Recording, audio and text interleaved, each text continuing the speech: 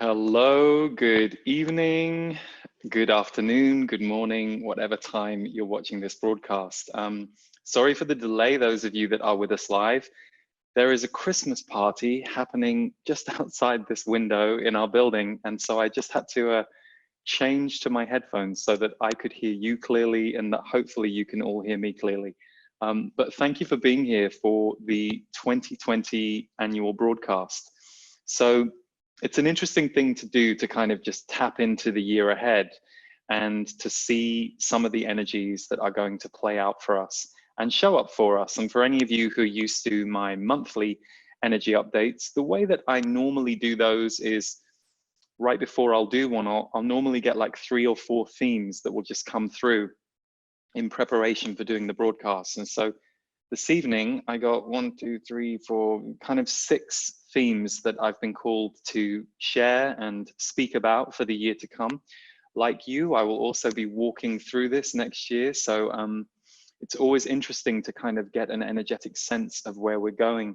And then as we go through it, to see how it plays out in reality. But to those of you who are part of our portal community or have ever come to a live event or been part of anything that we've done online, thank you. And to those of you who are new to me and what we do, the idea is to take what resonates, see what informs your path right now, maybe gives you a moment of clarity or awareness, and to let it wash over you however it's meant to.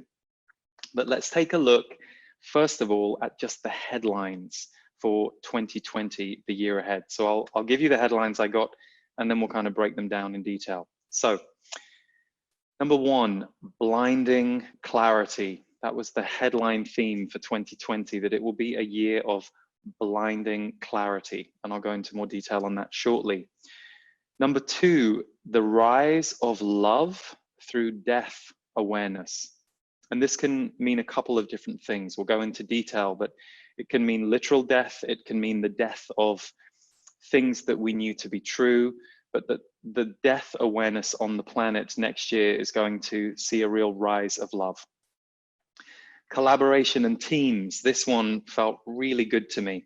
And as you'll see with many of these themes, I feel like these themes have been building in the air in recent years and definitely getting stronger. But next year, the experience of teams of people coming together and collaborating. So doesn't mean we won't still see individuals doing their thing, but there's going to be a much more natural and available energy of collaborating, teaming up, and that being a big part of where we're going next year. Grounding via nature, which is bigger than it sounds. Now, we will ground in our energy bodies when we go into nature, but this is a little stronger, this theme. It's the idea that one of the tricky things for us with technology is the amount that we are adapting into it. So this message is really about our technology takeoff and our technological world takeoff being leveled through us being very earthed and grounded by nature herself. So that can relate to disasters, natural events that take place that can bring us to the earth very quickly and make us really be very present in the natural world around us. So that's going to be a theme in 2020. Creativity at high speed. So you will be experiencing your ability to create things, to have visions, to manifest things into form far faster than ever before. And we'll look at some of the reasons that's going to show up. And again, I think that's been on the rise for many years, but that's going to be a headline and a kind of new normal in 2020. And last but not least, heart healing. This wave that we're seeing going around the planet of very divided, very emotional, very anxious energy that has been on the rise for some years, really leading to more and more heart healing, and that being not only a byproduct of everything that we're going through, but also a necessity. So I know many of you will be leaders of that energy in your own way, in your own groups, or perhaps you stand for heart healing in the world in a bigger way. So we'll look at that in more detail too. But those were the kind of 6 headlines for this broadcast. So let's kick off with blinding clarity and how that can show up for us. So blinding clarity can have a few different areas in it. It can relate to intuitive clarity, new levels of intuitive clarity, your visionary mind. So you might suddenly feel far clearer and more visionary and more decisive than you've ever been in your life, because you will be faster acting on your intuition. For some of you, this will be because you have integrated your intuition well and you've gone through a certain level of healing in your body. You know, the way awakenings work for so many of us is we will either be kind of bombed open through our body, so something very catalyzing in our outside world. It can often be through the death or loss of a loved one or a group or a situation. It can be through a health crisis or a near-death experience that throws our emotional energy field open at high speed. That's one way that we can awaken. For other people, it can happen spiritually first. So you might suddenly become more psychic, more visionary, more intuitive, or you have a sequence of experiences where you're suddenly hearing or sensing spirit. And then that will start to clear out your emotional field, your emotional body. Well, whichever way round you've been experiencing it, definitely awakenings are on the rise on the planet. People are coming back to their sensory selves at a faster rate than before. So of course, we're all different. There are going to be many people who don't relate to being sensory or intuitive, as there have always been. But there is a growing number of people who are beginning to see that and feel that as their new normal. Doesn't mean everyone's running out to be a tarot reader. Some people might, but it just means that you start to see everything and feel everything in a bigger, wider, more illuminated way than before. And it can leave you feeling very electric. So your electrical energy field comes online. You know, you go from being kind of asleep at the wheel to suddenly being alive and having a very visceral experience of life. And you might feel more emotional than you normally do. You might feel more hyper aware than you normally do. The loudness of the world might seem too much, because as your sensitivity opens, as your emotional energy field starts to clear out, you start to run soul and universal energy back through your body. So essentially, we become connected to everything again, rather than living as separately as we were when we thought we were just this human being in this human body with this human name. So spiritual awakenings are very different for different people. Some people will go off on what they might call a spiritual path. Other people might never ever think of it in spiritual terms or spiritual language. It's foreign or not interesting to them, but they do suddenly feel more aware. So another way to look at a spiritual awakening is the kind of heightened presence that someone who doesn't identify as spiritual would share with you when they have had a near-death experience. The kind of thing where someone would say, wow, I thought I was going to die. I came back from the dead, and all of a sudden it's made me realize life is precious. I need to have my eyes open. I want to be here. So living in a very present way. So blinding clarity that shows up through a new level of intuition that has become a part of your daily life, a part of your new normal. So you might be more decisive, more willing to act on feeling or on vision without needing to run it through so many people or get people's reassurance. That might be showing up for you as the way that blinding clarity is the new element of your life. The next aspect is truths and truth telling. So truths that you perhaps hadn't really seen or didn't want to see or hadn't let yourself see rising to the surface. Now, this can be personal, this can also be systems.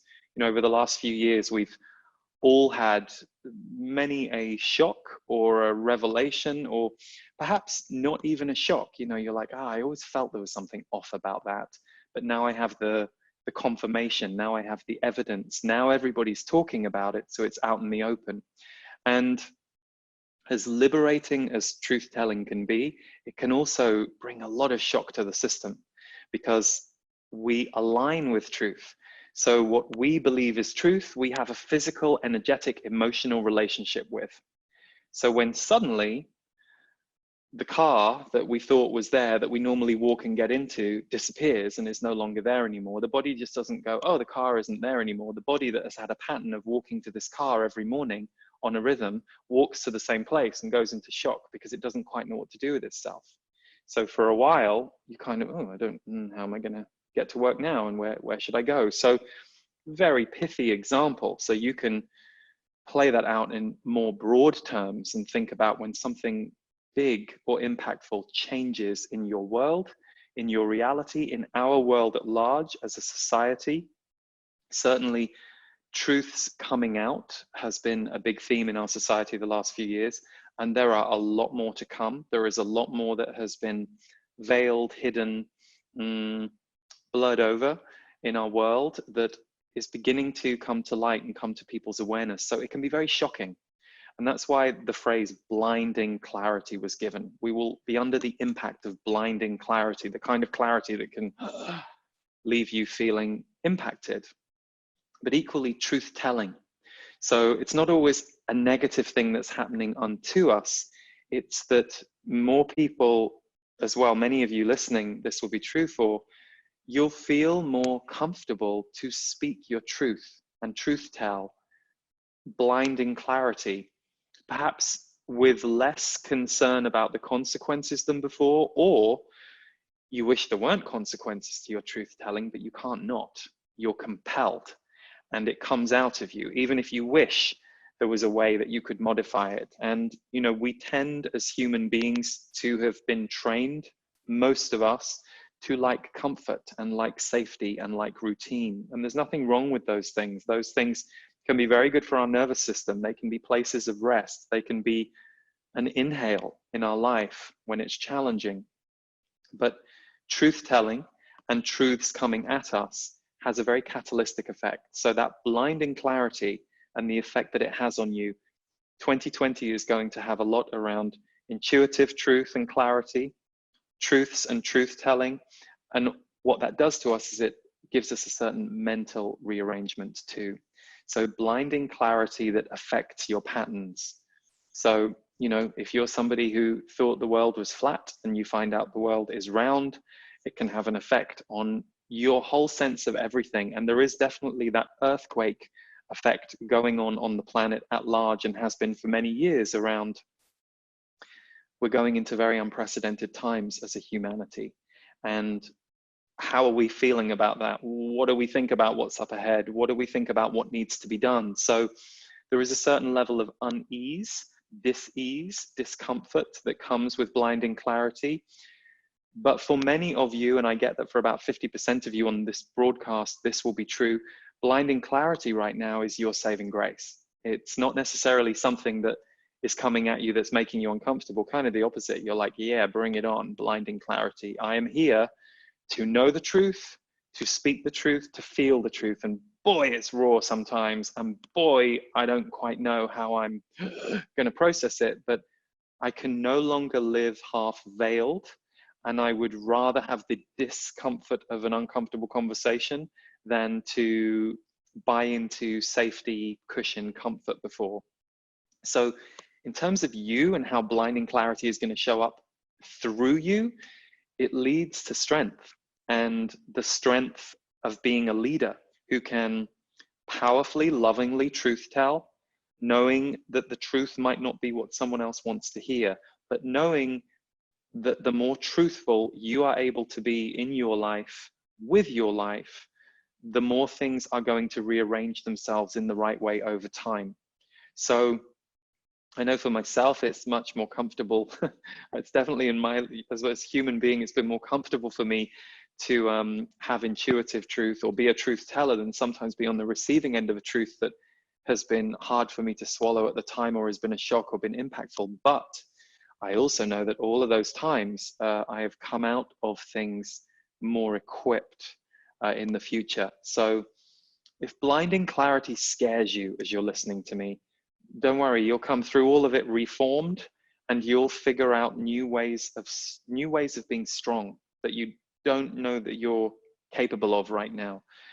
Equally, if blinding clarity excites you because you feel like, yeah, I am ready to live in clarity, then you're going to have a very creative and productive year, because you're going to tap into, I would say, new levels of not just what you can do in the world, but who you can ally with. It's going to relate quite closely to the third theme, which was collaboration and teams. So for those of you who are very pro blinding clarity and feeling like fiery and fun about that, when I say that, there's going to be a lot of new people in your life, more than one. Like you're going to kind of immerse yourself into a lot of other, I would say, clarity newborns. So people who are also learning to walk at new levels of clarity. So it's going to be the most powerful, one of the most powerful themes in 2020 is blinding clarity.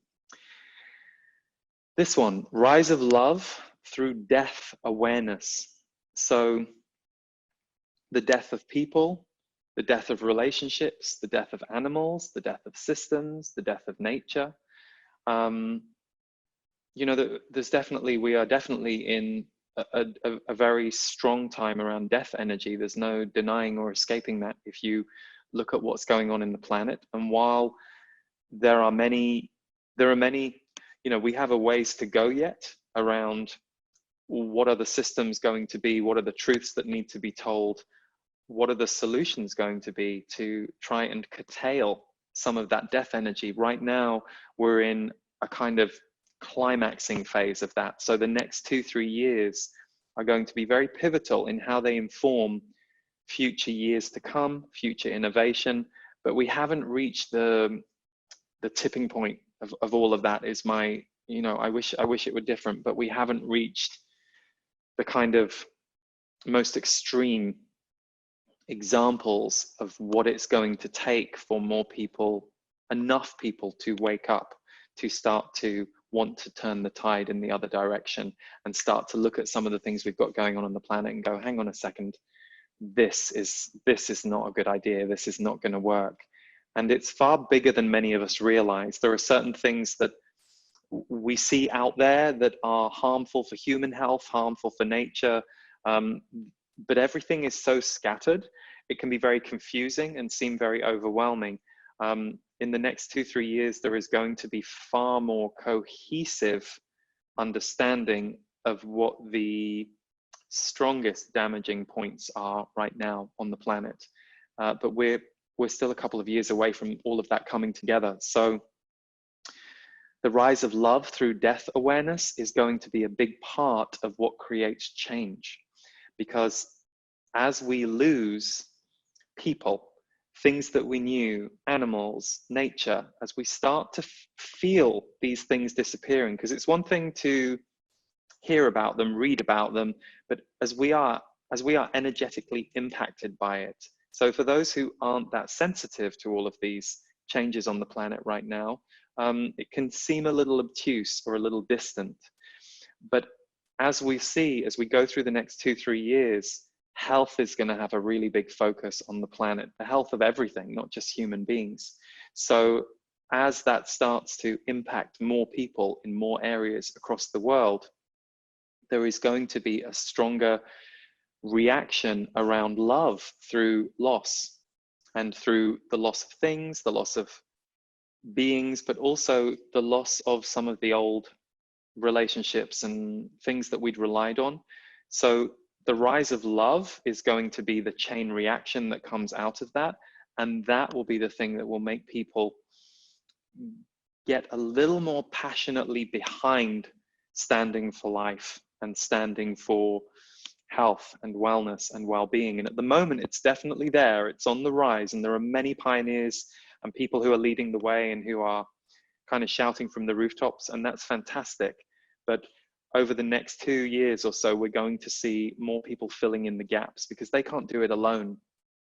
They're tired and having to be the ones shouting from the rooftops about things that are right under our noses that are going to come out a bit more. So, and by the way, if any of you want to ask me further questions about that, remember, I'm being intuitive here. So it's not necessarily that I'm saying to you, I know exactly what all those things are going to be in a couple of years. I'm just getting the flow of information. So the rise of love for us is going to be, for many, triggered through loss, triggered through empathy, triggered through compassion. And that's going to turn into action. So we often hear this phrase, love in action. that's going to be something that we see. And that is developing. And 2020 is going to see a lot more people get into their hearts and get into action. So for any of you who are kind of burned out, overwhelmed, you just feel like you can't see any more pain in the world, hear me out when I say that you can. And I don't mean you want to or that you should. What I mean is part of the reason that so many of you have been impacted is it's not just that you are feeling the pain of what it is that you feel pain and empathy for. It's the lack of empathy, the lack of emotional connection that you're seeing to these acts, these doings, that's also adding to your pain. So as more people start to, interestingly, emotionally cohere, doesn't mean they'll all agree, doesn't mean they'll all have the same opinions, but emotionally cohere around the fact that there has never been a more emotional time to be alive. And that is only on the rise. So as more people start to emotionally cohere, you as an empathic being will find you'll be able to have more conversations with people about it, and you won't be doing this alone. You won't be feeling this alone. You won't be shouting from the rooftops alone. But equally, if you're somebody who's a real extreme empath and you are burned out, you are overwhelmed, continue to find ways for you to plug out of the outside world matrix and into your own. So finding the things that are ways that you cope, ways that you rest, because this rise of love through death awareness, like anything, it all depends where you are. So grief and death and life, they all have a scale within them. And there are times that we can be in grief and feel the most incredible wonder and connection and presence to everything. And there are times that we can be in grief and feel heart sunk, defeated, closed down. So this rise of love through death awareness is going to really put more people into their hearts and their love. And it's going to play out through several key and major events that take place next year around the world. And it's going to bring more people together and unify more people. So even if in the moment that certain things are going on, it looks like there is only a negative side to what is occurring, the other side of it will be that people will unite through feeling, and people will unite through resonance with each other. And that's one of the things we've lost at the moment. One of the things that the technological revolution has done to us is it's elevated a certain telepathic connection, and it's elevated a certain speed, but it's also disconnected and fragmented us in many ways on the physical grounded level. So this relates to what I said also about grounding via nature and certain world events. This crosses over with love, the rise of love through death awareness. It's going to cohere people in a way that's going to be very important, which leads me to collaboration and teams. This was a lovely one to get through because I feel like this has come up in several energy updates, the monthly ones over recent years. The upswing of people working together. And there are a couple of different reasons for this. Number one, the group desire, the collective focus on wanting to bring change to the world as a whole, and not just the self-serving, my life, my little part of the world. That's the one thing that where we are at right now with our climate and all of the change, it's beginning to make people think in a worldwide way. Not necessarily what we would have liked to get us there, but it's definitely beginning to have a rumble effect. And for some, it's very slow, but for others, it's become very acute, and it's become something they're really focused on. They're the leaders right now, but more will join them and fill in the blanks, as I was saying earlier. But this collaboration and teams, this upswing of people working together, part of it is because, we speak about more and more people awakening, more and more people lifting out of their human density and their programming, or the old programming, I should say, and beginning to become a little more aware and a little more connected and a little more alive to everything that's going on around them. That's what's helping people come together, because our actual true nature, when you look at us as souls, is that we are all connected by a grid. And when we come down here, we put on these, quite rigid human bodies, human identities. We learn how to be a human from each other. But children have that soul light. As kids, we maintain our soul light and our connection to each other and our curiosity and our connection to light and our connection to that grid that joins us all. So that is what is beginning to change on the planet. So you will see more and more people wanting to collaborate and team up. The isolation that the technology revolution can bring is helping with that, because many people are understandably kind of, getting fed from their computer in a certain way, and so not going out into the world and looking for it. Or equally, you go out into the world and everybody's on their computer or on their device. So all of this is going to need rebalancing.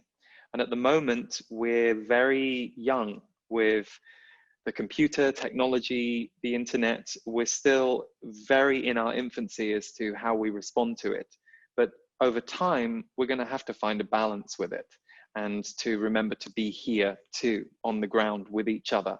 And those are going to be really important skills that many of you will be teaching.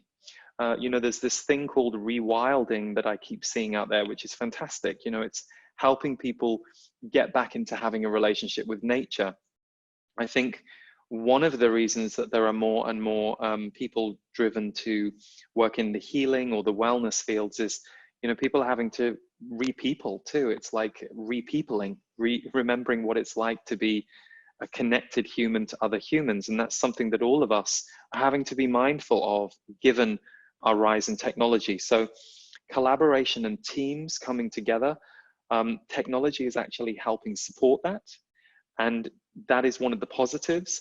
And at the same time, what you're going to find is more of you are going to be more willing to team up with less resistance than ever before, less ego battles or ego wounds playing out or getting in the way of people wanting to team up to create positive effect in the world. So collaboration and teams is going to be a big theme in 2020. And it's especially going to be a big theme for those of you who are perhaps tuned in on this going, I am at the end of my rope of working alone, being alone.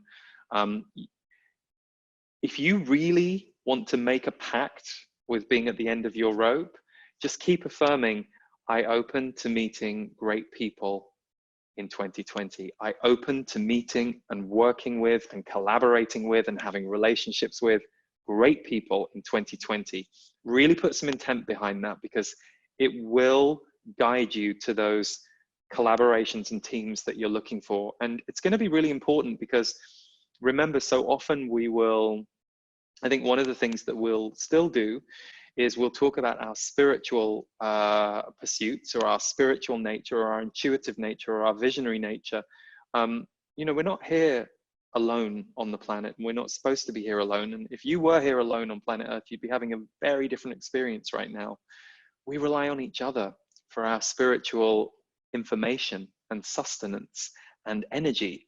And so it's going to be really important to come together with people that you resonate with, people that you feel you're able to be in friendships or partnerships or lover experiences with, or on the flip side, collaborate with, work with. We're going to need each other more than ever before. And for those of you who are willing to consciously walk towards new levels of collaboration, it'll be very interesting for you, because you're going to have some pretty profound experiences with other people that might be very different to anything you've experienced before. So you might know what it's like to reach a meditative state by yourself, or a visionary state by yourself.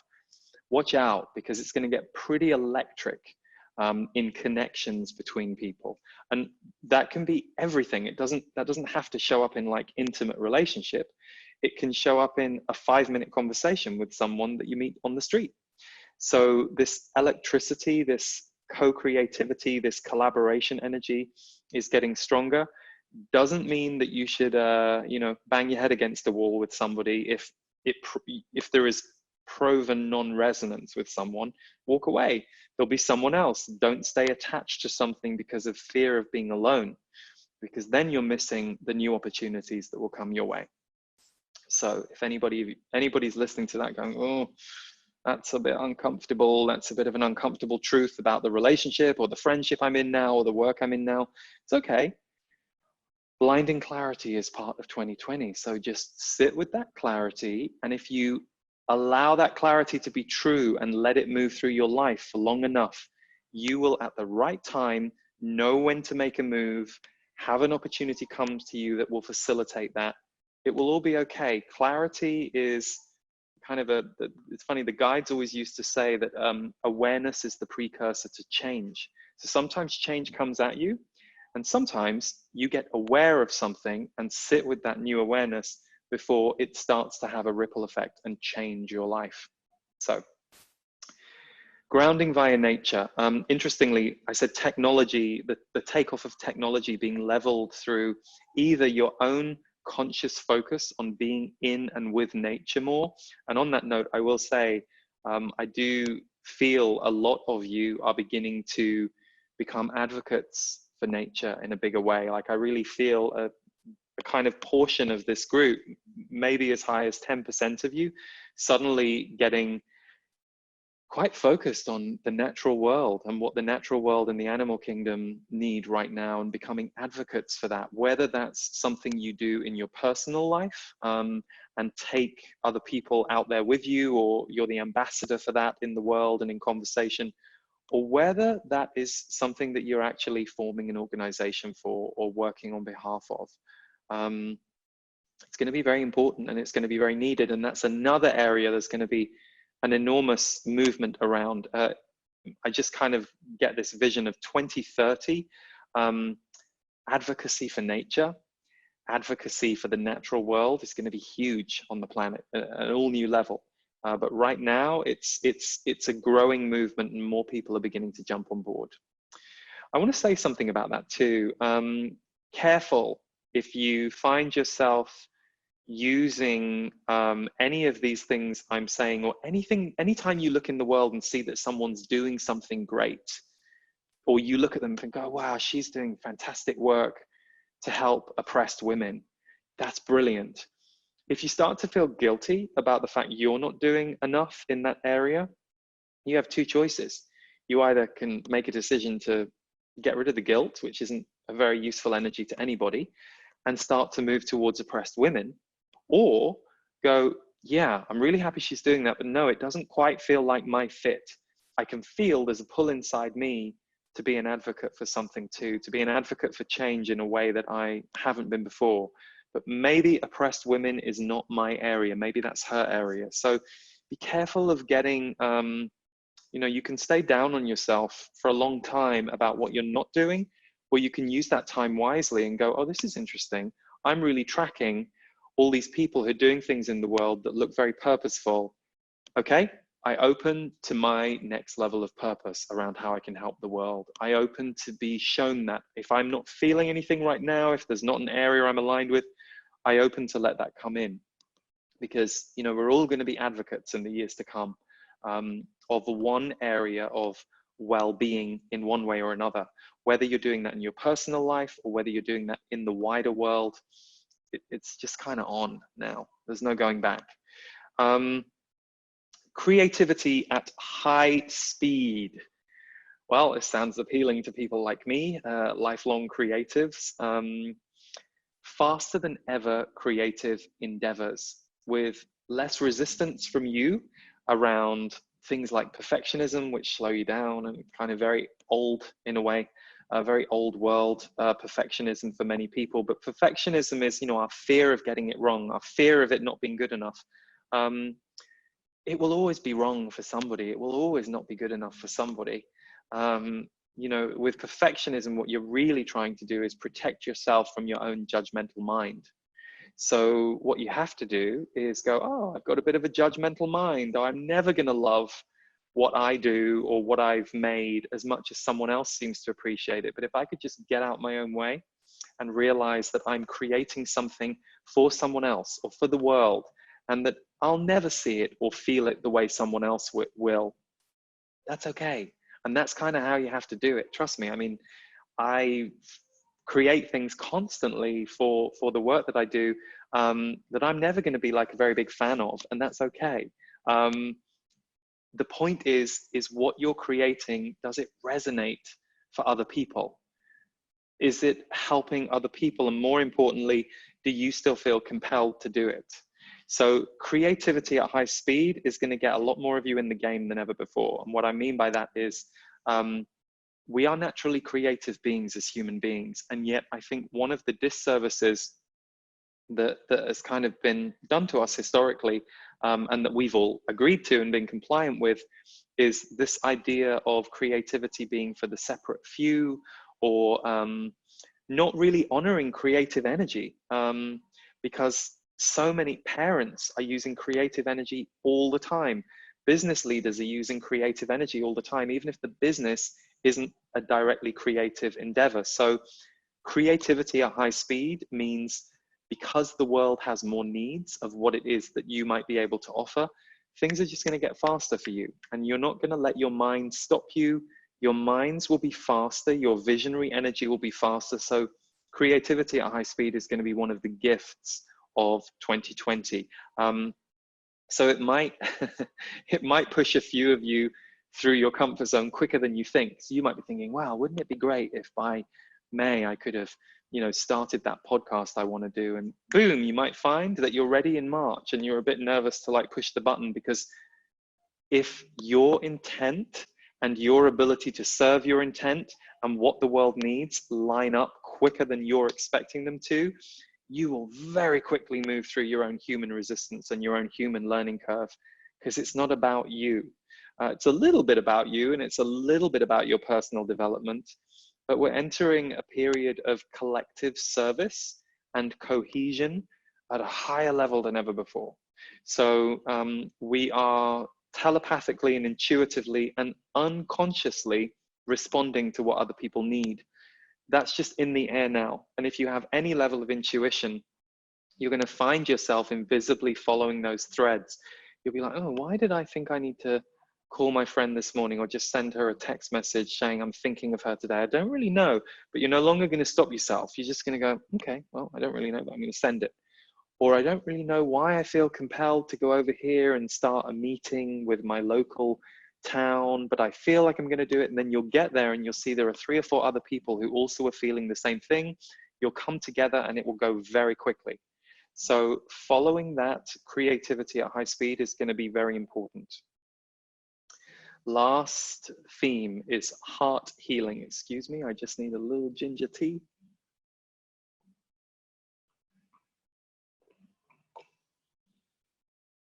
Thank you, Pucker. Okay, Pucker teas is what I mean. Just in case that sounded like I was thanking a guide or something, because you never know, right? Heart healing, okay. Woo.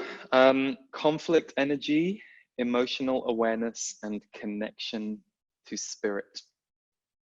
It's interesting because this is one of the themes in Rebirth, which is I'll tell you about at the end of the broadcast.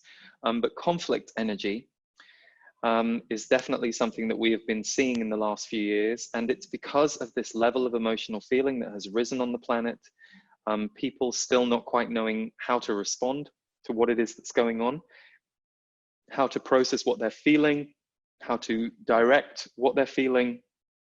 So a lot of conflict energy, judgment, blame is in the air. And that's normally where we go. It's, our hearts can't quite hold, process, or feel the impact of what's happening to us. So we go to blame, judgment. We go into mental thoughts that mirror us trying to slightly defend or hold our heart. It's like, whoa, this is a bit too much. Why are you doing that to us? We're going to conflict. And so even if you're not someone who's doing that, and you're pretty good at not doing that, you'll be seeing that in the world, and you'll be seeing people triggered. And apart from in cases of extremely violent, extremely disturbed people energetically, what's most often going on with most people is heart wounds rising to the surface and throwing themselves at the outside world, or feeling wounded by what's happening in the outside world, either the very directly personal or the world at large, or how insane everything kind of looks when you look out there. It's like, what the hell's going on out here? And needing to defend and protect your heart, or the very wounds that it's poking on. Because, for example, you know, one of the things that came up for a lot of people around, I'll speak just about, you know, especially when you look at things that are political and government in nature, a lot of the time what can be playing out is this idea of, well, who's looking after me? And it can tap on a part of us that wants to be parented. And suddenly when we don't trust our parents, we're like, oh, hang on a second, they've got control of the country, they've got control of the house. It can actually provoke emotional healing for us that's very personal in nature, even though we might be pinning it on something that's going on in the world. And that tends to be how we work. So it's time of very strong heart healing. That is continuing, and it will continue to rise in 2020, which means those of you who are here to help with heart coherence, people who process their emotions, whether you do that personally in your life or whether you do that for a job. And if you do that a lot personally in your life and you've been thinking about doing it as a job, you might want to bring that in, because there are going to be more people in need. And it's not that everybody needs to do it as their work, but I meet a lot of people who the only thing stopping them from going into holding space for others through wellness, through education, through spirituality, through intuition, whatever it is some idea that they don't know if they're good enough. You're needed. Good enough doesn't even come into the equation, because here's the good news. Other people tell you whether you're good enough or not. You know, if I looked at you, if you were offering to take me hiking up a really tough mountain, and I'm not a mountaineer, and I met you and I got the feeling, I was like, she does not know how to hike up a mountain. I'm not going up the mountain with you. Absolutely not. But if I meet you and I feel like, oh yeah, I can tell that she vibrationally can do, I'll go with you. So let other people deselect you, because we do that all the time as human beings. We constantly deselect each other. It's like, no, not for me. Oh, that person's for me. So worrying whether you're good enough or not is just delaying getting started. So get started and then process whether or not you feel good enough, and get support around that. It's really important, because heart healing is becoming a much more important thing on the planet, and so is emotional awareness. Emotional awareness, emotional intelligence, whatever you want to frame it, mindfulness is on the rise for very good reasons, because people are needing techniques and tools to work with their emotional and physical selves in ways they've never had to before. So heart healing is on the rise. So for any of you who are feeling called to step it up and step out there and contribute to the wellness fields, really important to do that. But also just be mindful of that in people around you. You know, when we talk about conflict energy, 8 or 9 times out of 10, you will be able to see through conflict energy as wounding quite quickly, especially when you start to allow yourself to see the heart of the whole person in front of you. Ask them how they're feeling. Hold space for the fact that they're clearly distressed right now. Now, sure, 1 or 2 times out of 10, that might not go so well for you, and you might not be the person that they want to come down from the conflict energy with. But equally, if you're somebody who's constantly attracting that kind of energy in your life, you need to look at why you're doing that. You need to look at why you are surrounding yourself with conflict energy, and why you think that's all you deserve, all you've got used to. You need to do some serious inner work. If you are surrounded by toxic relationships, that's not a coincidence. There's something in you that is allowing those toxic relationships. If you are trapped in a toxic relationship, you know, if you're in an abusive relationship, get whatever help you can to start to make your way out of it. Really important, because the way the heart healing energy is going to be in 2020, if you're in an abusive or toxic relationship with somebody, you are not going to be the person to help them. Absolutely not. If the power dynamic has already shifted, that they are dominating you, controlling you, stamping on you, I promise you that's not going to transform by itself next year more than any year. Now, I would usually say that's true anyway, but next year, this heart healing energy is going to be really strong. So you're going to need to look after your heart. You're going to need to know what gives your heart reprieve, peace, joy, and practice it.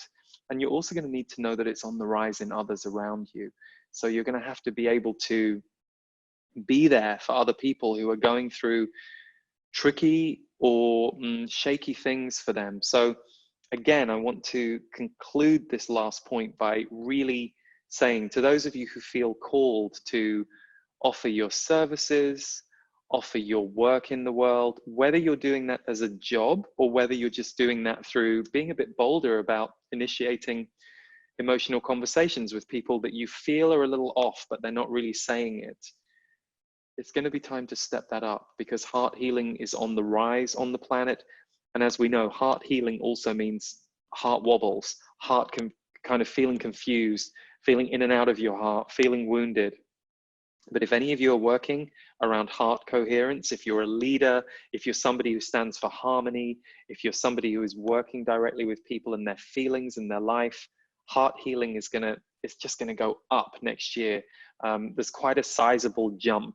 And I feel like we've been seeing this rise for about 4 or 5 years around people's emotionality.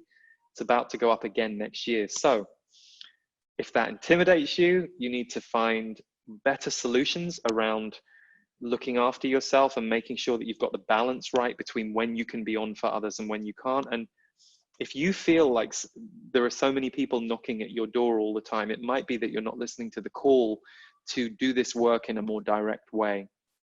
But equally, if you're somebody who's embarking on or in the early stages of being there to support others, it's another reason to let go of perfectionism. I'll give you a quick example that relates to the energy updates. Several years ago, I remember I wasn't in the mood to do a monthly energy update at all, which would happen to me quite a bit because I didn't feel like I wanted to align with the collective energy that day. Because what happens to me when I do an energy update is I kind of tap into all of this. And that day I was like, oh, I'm kind of, got my own stuff going on. And I also I think I felt quite good, and I could feel that it was an intense month, and I didn't want to enter into that. And because of that, I couldn't really get any themes. I couldn't really get any clarity. And Aziz said to me, doesn't matter what you say, just get on camera and show up. Half of it is you showing up and the people who follow your videos seeing that you're here on the planet going through with them and that you're still alive as well. And it's kind of comical if you think about it, but it was such a blinding moment of clarity for me that, we don't know what it is that we're really doing for people. So part of me felt the pressure to deliver a certain amount of information with a certain amount of clarity. And they were like, oh, just get out there and read the telephone book, as we used to say in England. They said, it doesn't matter, just get on camera and start talking, and it doesn't really matter what you say. And that really shifted something for me. And helped. So I would say to those of you who are getting stuck in your head around feeling compelled to help the hearts of others, time to let that go, and you'll find 2020 is a year to let that go faster than ever before. Okay, we are at the end of my themes. So we had some great questions come in from you guys. So I'm going to bring Noah onto the call to get some of those questions. Hey, Noah. Hey, Lee, that was great. Thank you for sharing that with us. Thank you. I will jump right into the questions if that's okay. Absolutely. The first one reads, Lee, as a light worker, what do you feel will be our biggest collective hurdle or struggle in 2020?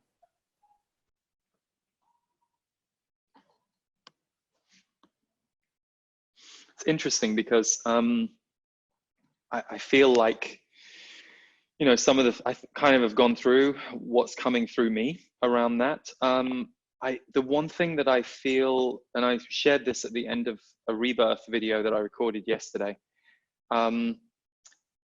health and healing to me are certainly going to be key things in the next 3-4 years. And what the Z's have talked to me about around all that is they say, the health of the planet as a whole, including humans, has definitely got several threats going on at the moment. And so human health and human healing and being able to balance our physical bodies, not just because of ascension energies, but because of what's going on at a planetary level too. So I think that's going to be the biggest collective challenge that's different to what it was, say, in 2010 to 2015 or 2015 to 2020. I think as we look through these next 3-4 years, that's going to be a big theme. That's what comes to me anyway. Thank you for the question. Thank you, Lee. The next question reads, when you were relatively new to understanding your gifts and sensitivities, what was the one thing that you would think of or do to find balance in times when you couldn't clearly understand what was happening to you or around you?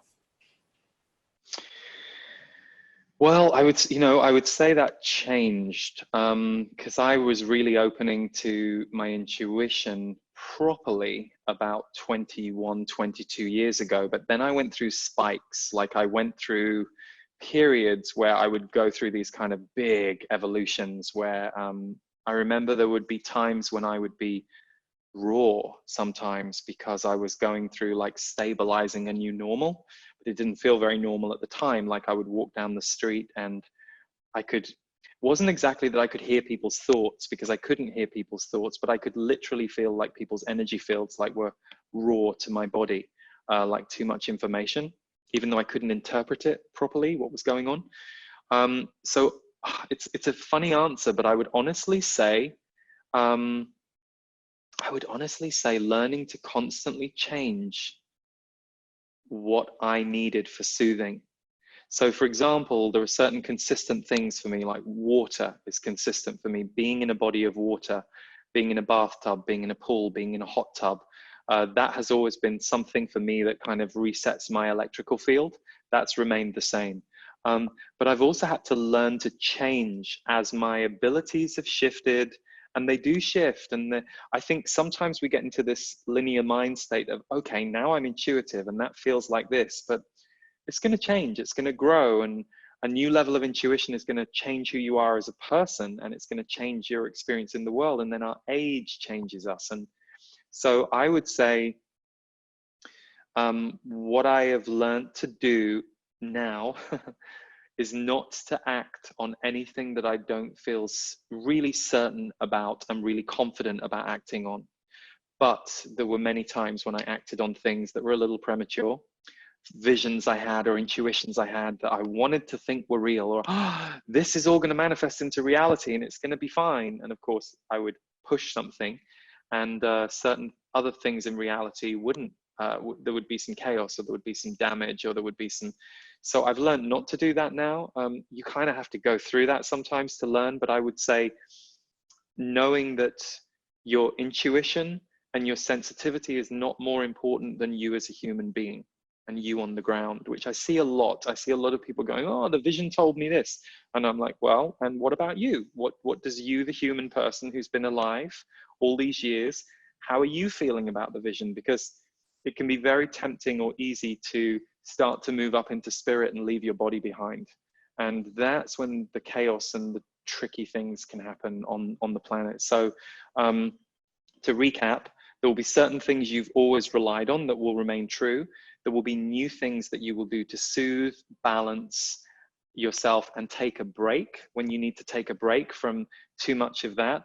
And also kind of check that it's grounded, and have other people help you. You know, it's always good to get someone else's opinion on something. If you're in doubt about something that's going on for you or you're not sure. So yeah, making sure that if you are a little activated in your life, that you deal with that activation and try and help that activation have a space in your life, or calm down, rather than thinking, oh, I'm activated, I'll get in the car and drive 5 hours to see my dad who I've got a bad relationship with. You know, it's kind of like being very mindful about those states and changing your plans if those states don't seem to want to go down that day. It's like, okay, I'm not going to go and see my dad today. This won't go well. So I hope that helps. A few different things there. Thanks, Lee. The next question is, how does one manage with loneliness in these times with internet and social networks, but yet I feel more lonely than ever, alone among people? Mm-hmm. Well, kind of goes back to what I said earlier, actually. This came up with technology, the balance of technology. I think one of the tricky things is for people who are quite introverted or like to isolate, and maybe that's an old habit. You know, an old habit is to just stay home and not have to deal with people. You know, about a decade ago, this, you know, social media and all of that kind of went up a gear and became this new world. And it's a little bit like eating sugar. For some people, a certain amount of sugar in their diet is not going to do them any harm, so long as it's balanced with other things and other nutrients. But if you only eat sugar, your body is going to start to suffer. You are not going to get the nutrients you need. So I would say that the tricky thing about technology is it can't be a life vest for your life. I know many people, and I myself, I feel technology has done many things for me to connect me to people, to the world, but I also know I have to balance it, and I have to have people in my life, and I have to create situations and scenarios where that becomes important. So I would say for you, make one of your intentions for 2020, I want to find more connections in my life in the real world.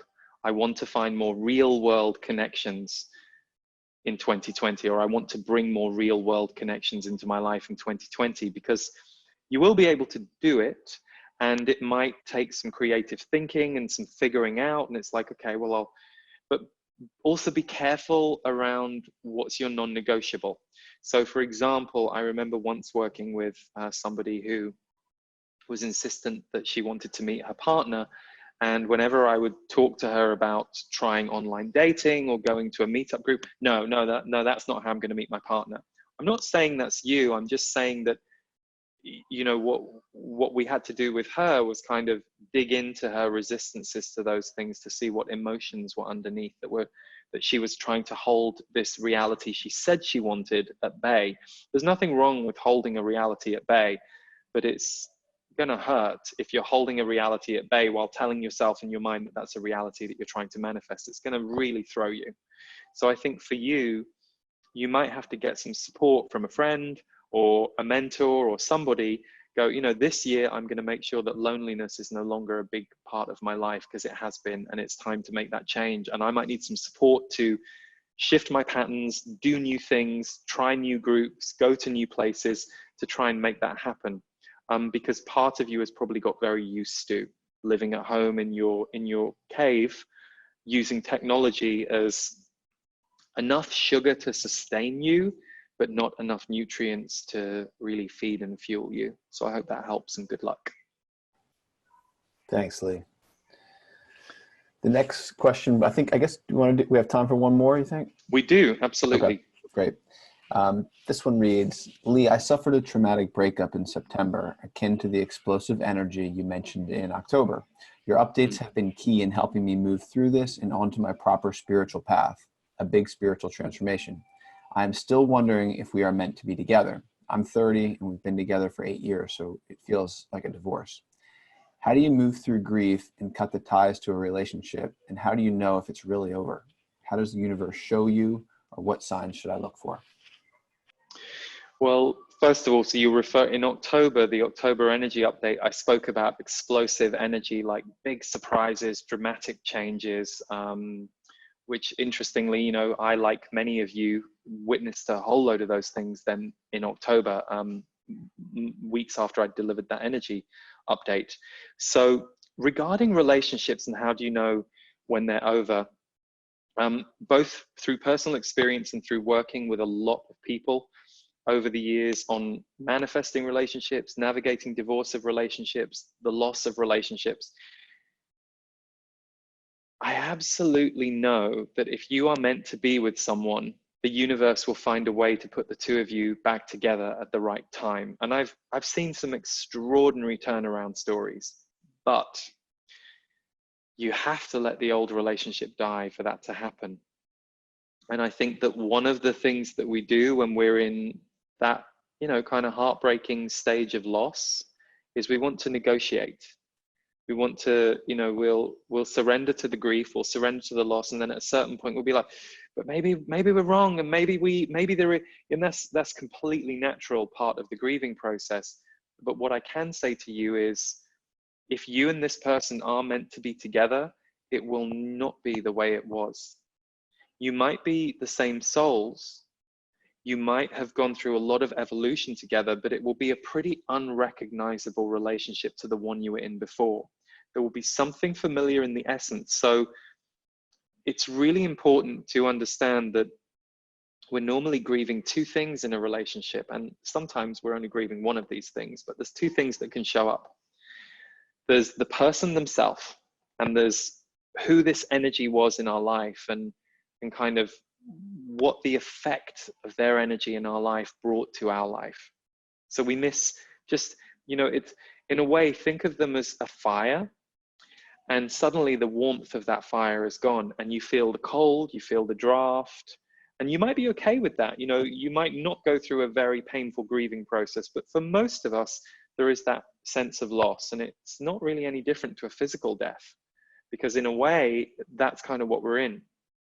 But then there is the relationship itself and how that was serving you, and the rhythms and patterns that you and this person had got into that you were relying on. You know, it's like earlier I said, you know, every morning you go out to your car and your car's always there, and you get in your car and you're an autopilot and you drive to wherever you drive to each morning, and all of a sudden you get out and your car's not there. It's like, I don't know, I can't follow my pattern, I can't follow my rhythm.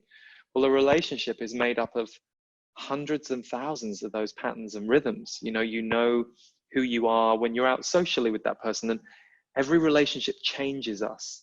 So it's a myth that Daniel meets Rebecca, and Daniel and Rebecca are 10 years later, they haven't to some degree become different people because of the other one. And so what happens is, not only are you letting that person go if Rebecca moves out, you're also about to change who Daniel is. And Daniel is going to become someone very different and is going to reform himself. Now he's not in reference to this person and this pattern. So you're grieving two things.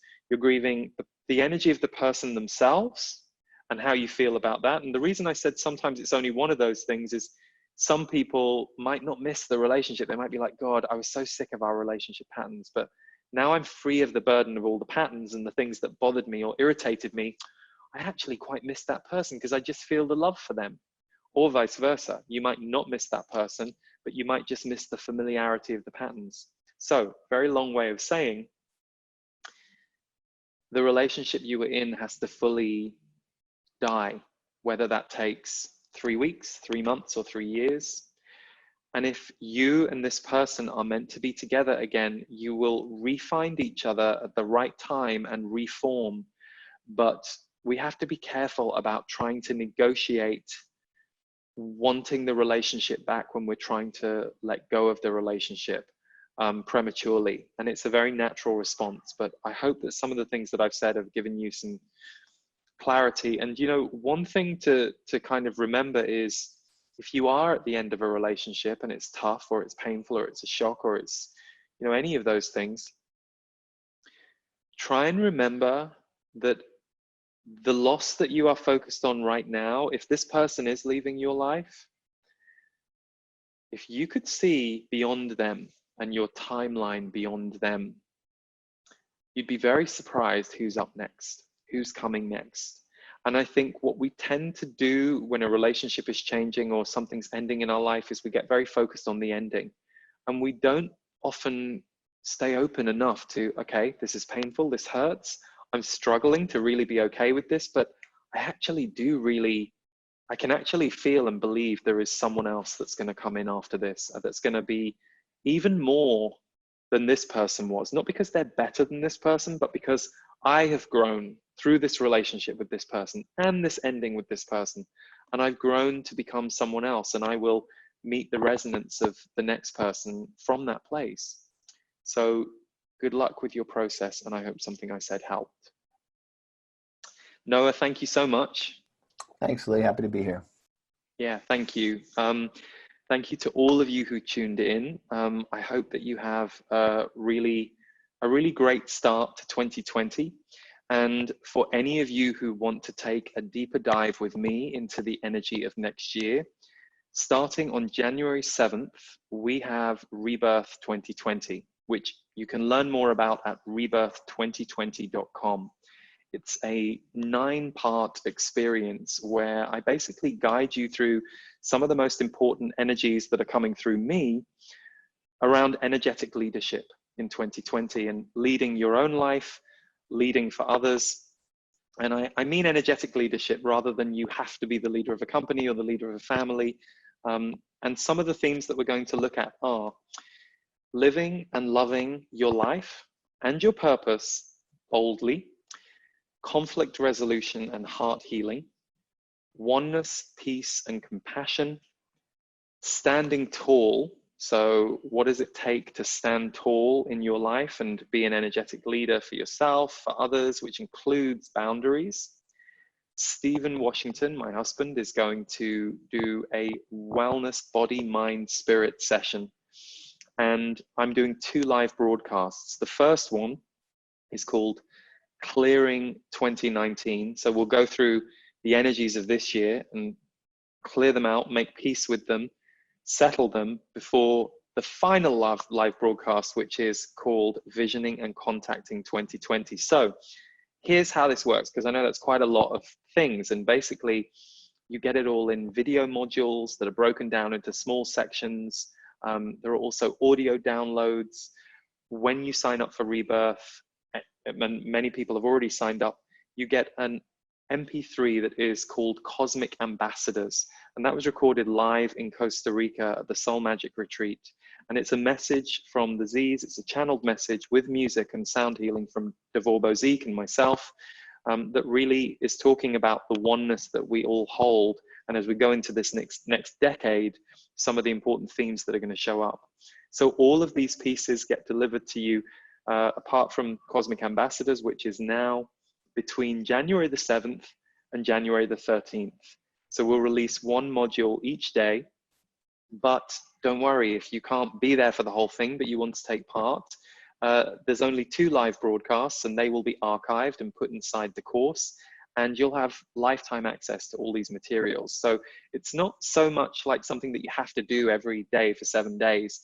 It's more over 7 days, we are going to release this 9-part experience, a toolkit, an energy toolkit for your 2020 that you can review, revisit, tune in on any time. And we also have a Facebook group that's incredibly supportive.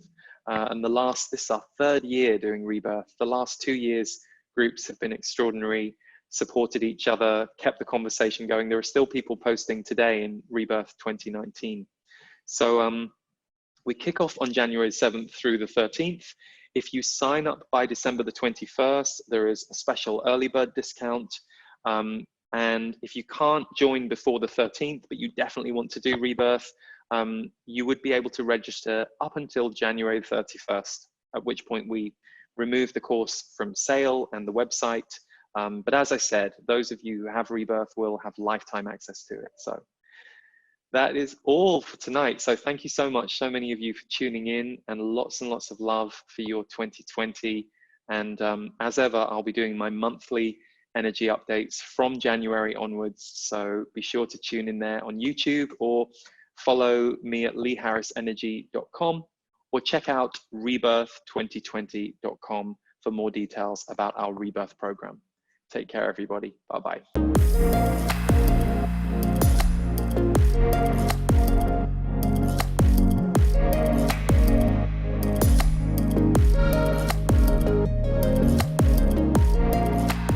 Rebirth is my annual online video and audio course, and this year Rebirth 2020 is going to be more powerful than ever. Why? Because 2020 is going to be a whopper of the year.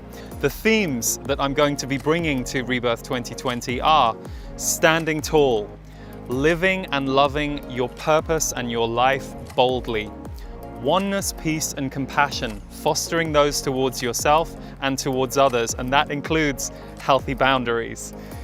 Conflict dissolution, very important during these times, the art of adding water to fire and why that's so necessary for all of us right now. mending the fractured heart. So when we mend our own heart fractures, which is really accelerated on the planet right now, we get to be an ambassador of that for others too. And there is a deepening around that I'm going to explore with you through the video teaching. Also, Stephen Washington will be bringing his body wellness and mindfulness to you in a video module. Davor Bozik is bringing special original music for the Rebirth program, and we kick the whole thing off with a channeled message from the Z's that you will receive as soon as you sign up. And when we actually start the program, which is January 7th through 14th, as well as all the video and audio I've described in the middle days, I'm going to start with a live broadcast and end with a live broadcast. The good news is you don't have to be there on the 7th through the 14th. You can watch the content for the rest of the year, because once you've signed up for Rebirth 2020, you will always have the materials. They'll all be housed for you inside the online course. And one of the things I love most about Rebirth is the online community. We have a private Facebook group as well as the online forum, and last year over 2,000 people took Rebirth, and still the conversations and the support are alive inside that group. So if you're ready to kickstart your year and you want to live and love boldly like you never have before in 2020, we would love to see you inside Rebirth. Check the link below for more details, and lots of love.